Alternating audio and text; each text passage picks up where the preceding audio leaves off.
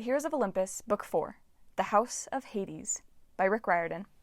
Chapter 42, Piper. Leo stared at the dagger.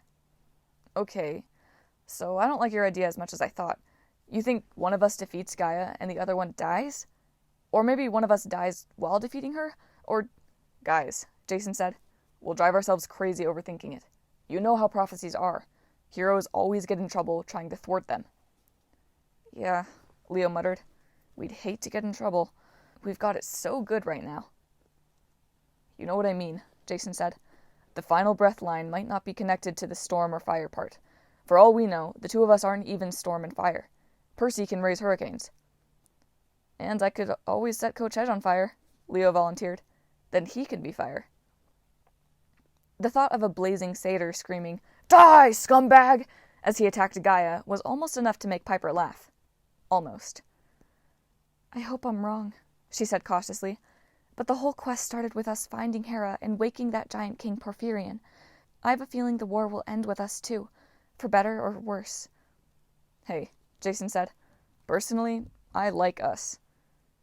Agreed, Leo said. Us is my favorite people. Piper managed a smile. She really did love these guys. She wished she could use her charm speak on the fates, describe a happy ending, and force them to make it come true. Unfortunately, it was hard to imagine a happy ending with all the dark thoughts in her head. She worried that the giant Clytius had been put in their path to eliminate Leo as a threat. If so, that meant Gaia would also try to eliminate Jason. Without storm or fire, their quest couldn't succeed. And this wintry weather bothered her too. She felt certain it was being caused by something more than just Diocletian's scepter. The cold wind, the mix of ice and rain seemed actively hostile and somehow familiar. That smell in the air, the thick smell of...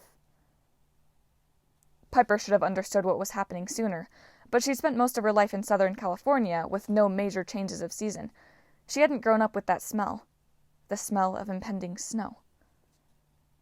Every muscle in her body tensed. Leo, sound the alarm. Piper hadn't realized she was charm-speaking, but Leo immediately dropped his screwdriver and punched the alarm button. He frowned when nothing happened. It's disconnected, he remembered. Festus is shut down. Give me a minute to get the system back online.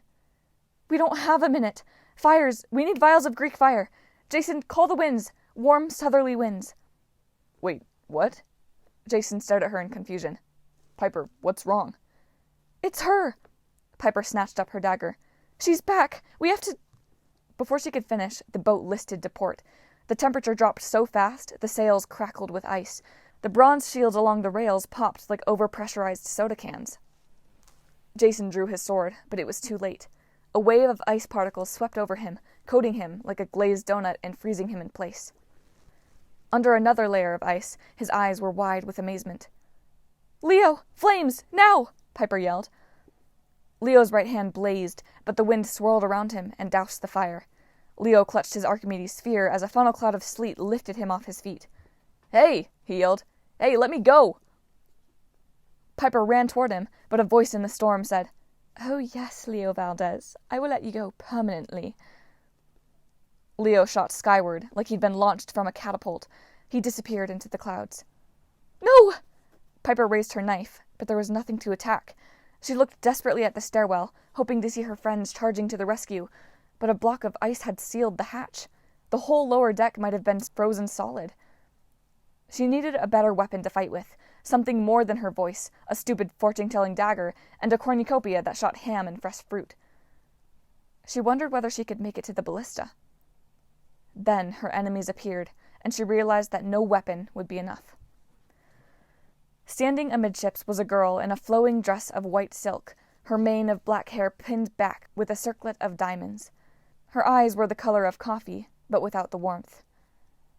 Behind her stood her brothers, two young men with purple-feathered wings, stark white hair, and jagged swords of celestial bronze. So good to see you again, mère chérie, said Chione, the goddess of snow. It's time we had a very cold reunion.